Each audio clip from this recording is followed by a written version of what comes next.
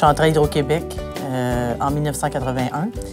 En 1986, il y a Julien Lapointe qui est à l'époque secrétaire trésorier de la grande région de Montréal, région syndicale de Montréal, et c'est lui qui m'a sollicité.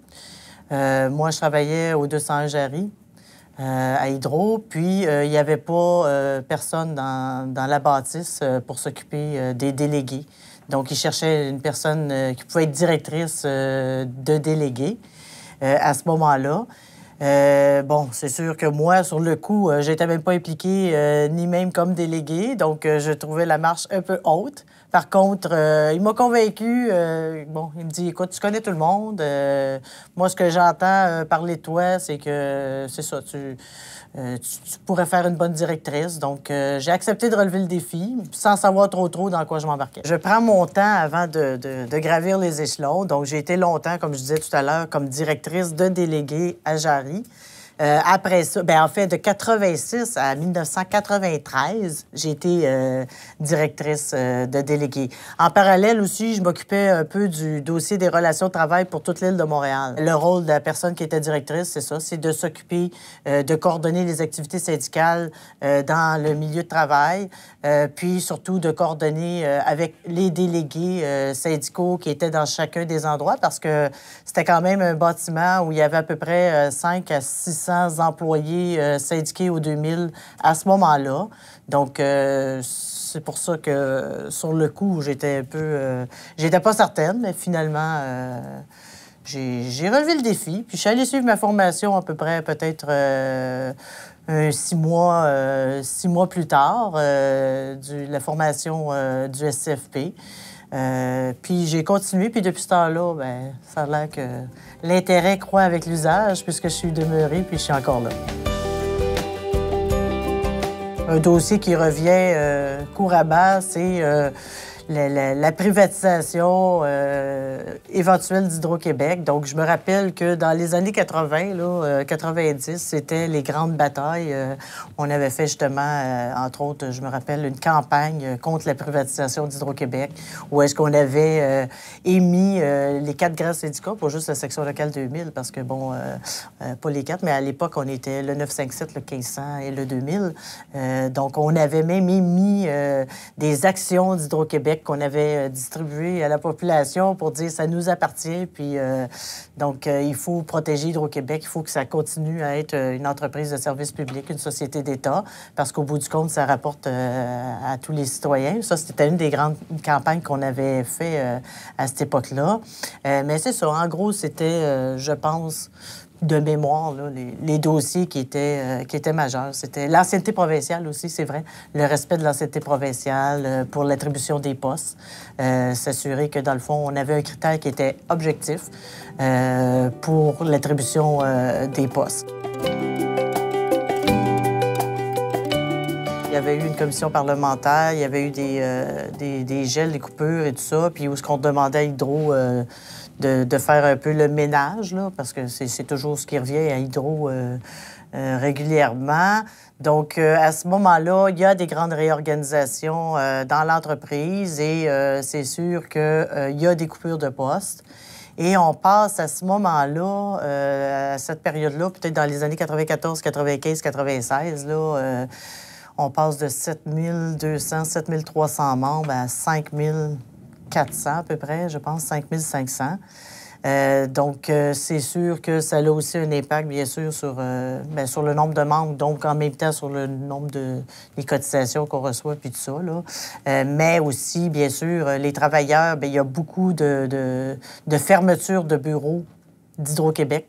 Dans les régions, on passe particulièrement au service à la clientèle, on passe, je pense, de 24 bureaux, 25 bureaux d'affaires à peut-être une quinzaine. Donc, c'est sûr qu'on fait aussi encore là des campagnes, des moyens de pression pour éviter le déracinement de nos membres de région, parce que là, c'est sûr que ça devient de plus en plus fragile en région. Hydro coupe des postes déjà à ce moment-là. Donc, on craint même les fermetures complètes de certains bureaux d'affaires. Donc, que les emplois en région ne soient pas maintenus.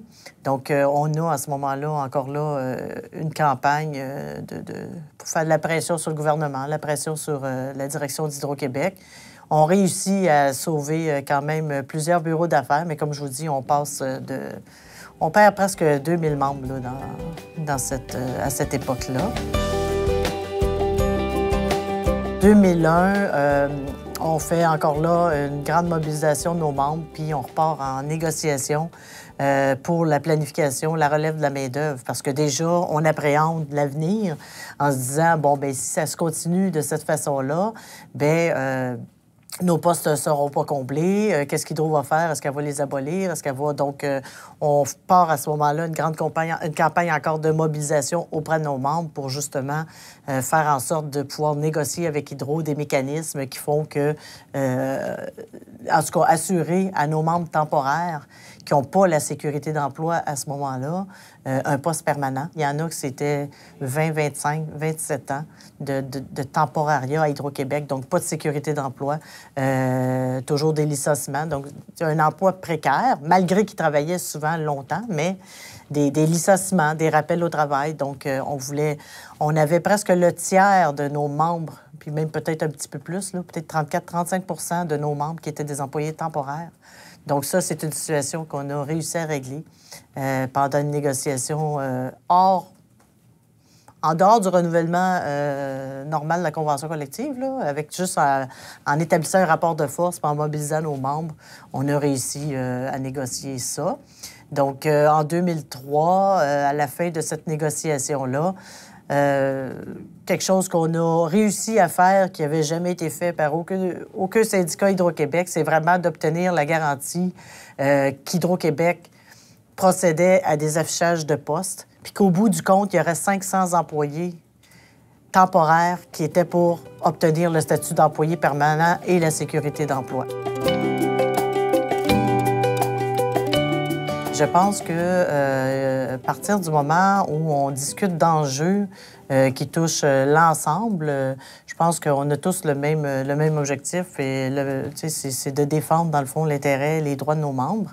Ces temps-ci, c'est sûr que un des enjeux principaux, c'est bien sûr tout ce qui se passe avec les régimes de retraite. Il y a bien sûr aussi, comme là, les modifications à la loi sur l'assurance-emploi.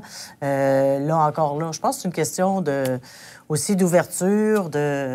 Puis ça, je pense qu'au SFP, c'est quelque chose qu'on apprend aussi avec le temps, d'ouvrir un peu nos œillères. Mais je pense que aussi, au bout du compte, c'est la solidarité. Je pense que c'est la base même du syndicalisme, de se préoccuper des autres. Je pense que les gens qui sont impliqués dans la structure syndicale, c'est parce qu'ils sont soucieux du bien-être de l'ensemble des syndiqués. C'est pas juste... je pense que c'est pas du « me, myself and I ». Là. Si c'est ça, je pense que t'es pas à la bonne place. C'est un grand syndicat. Puis je pense qu'il s'adapte à bien des situations, qui évolue justement avec ses membres. Puis si les gens qui sont syndiqués au SCFP réalisaient seulement la grosseur, en tout cas, ou le rapport de force de ce grand syndicat-là, je pense que ça leur redonnerait sûrement confiance, justement, puis ça les rendrait peut-être un peu plus optimistes des fois.